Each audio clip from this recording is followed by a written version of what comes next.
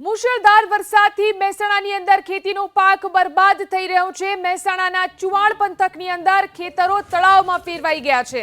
વડિયાર પંથકના ખેતરો પણ તળાવમાં ફેરવાયા। ખેતરોમાં ચારે તરફ પાણી જ પાણી જોવા મળી રહ્યું છે। અહીં કઠોળ, દિવેલા અને બાજરી સહિતનો પાક બરબાદ થયો છે। જોઈ શકાય છે મુશળધાર વરસાદથી કઈ રીતે આ ખેતરો બેટમાં ફેરવાઈ ગયા છે।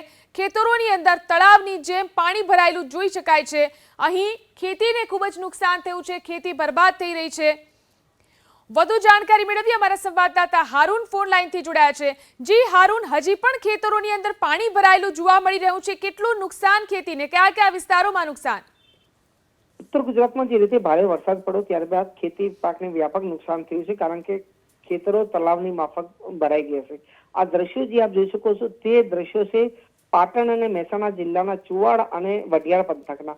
આ ચુવાડ અને વડિયાર પંથકના દ્રશ્યો છે જ્યાં તમામ ખેતરો હાલ પાણીથી ભરાયેલા જોવા મળે છે। આ વિસ્તારની અંદર જે રીતે વરસાદનું આગમન થયું, વરસાદના આગમન થતાની સાથે જ આ તમામ ખેતરો તળાવની માફક ભરાયા છે, જેના કારણે દિવાલા, કઠોળ, બાજરી સહિત અનેક પાકને વ્યાપક નુકસાન થયું છે।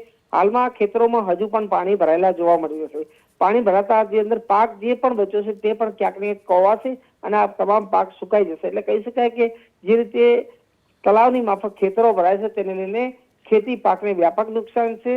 ખેડૂતોની માંગ છે કે સરકાર સર્વે કરે અને ખેડૂતોને જે નુકસાન થયું છે તેનું વળતર આપે। જો કે આ પરિસ્થિતિ હાલમાં જોવા મળી રહી છે। જી હારૂન, ખાસ કરીને કયા કયા પાક આ વિસ્તારની અંદર થતા હોય છે, કેટલા હેક્ટરમાં અહીં ખેતી થતી હોય છે?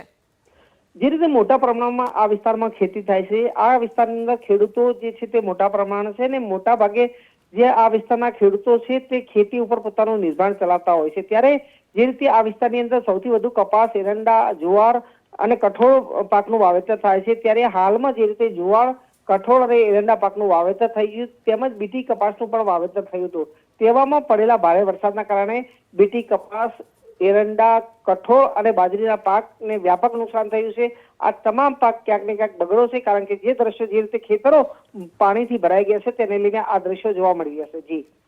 જી આભાર તમામ જાણકારી આપવા માટે। તો દ્રશ્યોમાં જે રીતે જોઈ શકાય છે જે ખેતરો છે તે બેટમાં ફેરવાઈ ચૂક્યા છે। અહીં ભારે વરસાદને કારણે પાકને પણ મોટી માત્રામાં નુકસાન થયું છે। મહેસાણાના ચુવાણ પંથકના દ્રશ્યો છે।